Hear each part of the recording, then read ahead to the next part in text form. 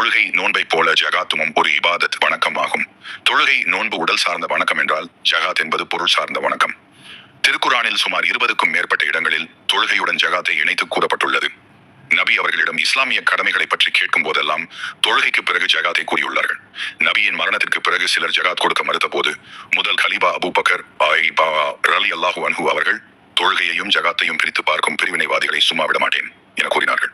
ஜகாத் கொடுக்காதவர்களை திருக்குர்ஆனும் நபிமொழியும் கடுமையாக எச்சரிக்கின்றன. தங்கம் வெள்ளியை சேமித்து வைத்துக் கொண்டு அல்லாஹ்வின் பாதையில் செலவிடாதவர்களுக்கு கடுமையான வேதனை உண்டு என நபியே எச்சரிப்பீராக. அவற்றை நரக நெருப்பில் பழுக்க காய்ச்சி நெற்றிகளிலும் விழாப்புறங்களிலும் முதுகுகளிலும் சூடு போடப்படும். இவை தாம் உங்களுக்காக நீங்கள் சேமித்து வைத்தவை, எனவே நீங்கள் சேமித்து வைத்ததை சுவைத்து பாருங்கள் என்று கூறப்படும். மேலும் அல்லாஹ்வின் தூதர் அவர்கள் கூறினார்கள், அல்லாஹ் ஒருவருக்கு செல்வத்தை வழங்கி அவர் அதற்குரிய ஜகாத்தை செலுத்தவில்லையானால் மறுமையில் அவரது செல்வம் தலைவழுக்கையான கொடிய நஞ்சுடைய பாம்பாக அவருக்கு காட்சி தரும். அது அவரது கழுத்தில் மாலையாக சுற்றிக் கொள்ளும்.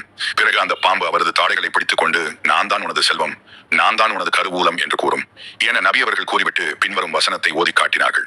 அல்லாஹ் தன் அருளினால் தங்களுக்கு கொடுத்திருக்கும் பொருட்களில் யார் உலோபத்தனம் செய்கிறார்களோ அது தமக்கு நல்லது என்று அவர்கள் நிச்சயமாக எண்ண வேண்டாம். அவ்வாறென்று அது அவர்களுக்கு தீங்குதான்.